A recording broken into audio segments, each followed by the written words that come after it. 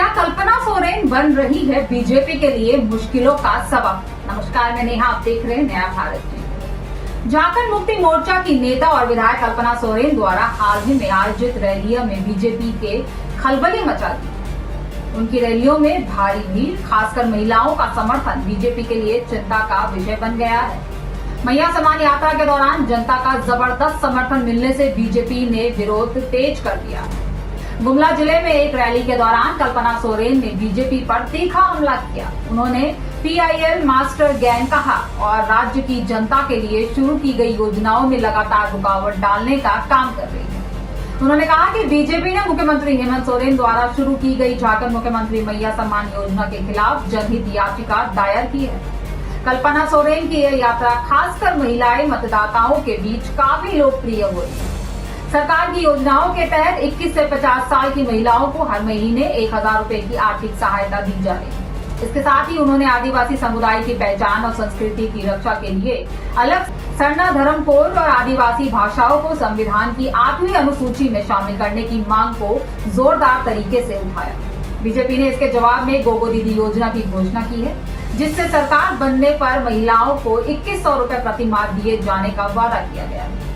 लेकिन झारखंड सरकार ने आरोप लगाया है कि बीजेपी इस योजना के लिए चुनाव आचार संहिता का उल्लंघन कर रही है, जिसके तहत बीजेपी चुनाव से पहले महिलाओं से फॉर्म भरवा रही है। मुख्यमंत्री हेमंत सोरेन ने सभी जिलाधिकारियों को चुनाव नियमों का सख्ती से पालन करने का निर्देश दिया है और कहा है कि जो भी नियम तोड़ेगा उसके खिलाफ सख्त कार्रवाई की जाए। इसके जवाब में बीजेपी नेताओं ने सोरेन पर अपने कल्याणकारी योजनाओं में रुकावट डालने का आरोप लगाया।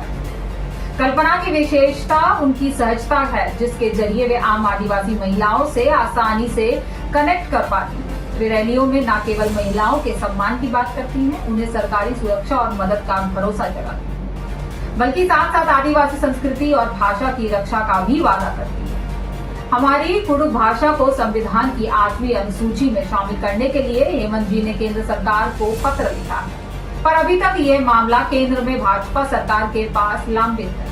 हालांकि हमें निश्चित रहना चाहिए, क्योंकि हमारे अधिकारों के लिए हेमंत सोरेन जो दिन रात प्रयास कर रहे हैं, इस प्रकार से सहज संवाद करने की कुशलता ही कल्पना की ताकत है। कल्पना के प्रति क्रेज का अंदाजा इसी बात से लगाया जा सकता है कि भाजपा की चुनावी सभाओं की तुलना में कल्पना को सुनने ये लोगों की जबरदस्त भीड़ नजर आती है।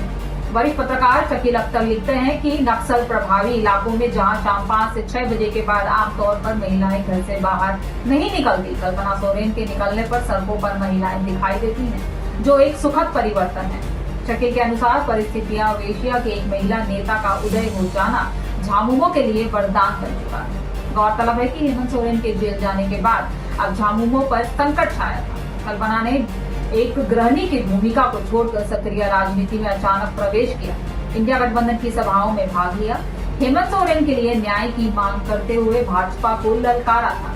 गांधी विधायक सभा सीट से उपचुनाव जीतकर विधायक बनी कल्पना कुछ ही महीने में राष्ट्रीय मीडिया की सुर्खियों में छा गई। कल्पना सोरेन की बढ़ती लोकप्रियता और मैया सम्मान यात्रा की सफलता ने बीजेपी को परेशान कर दिया है।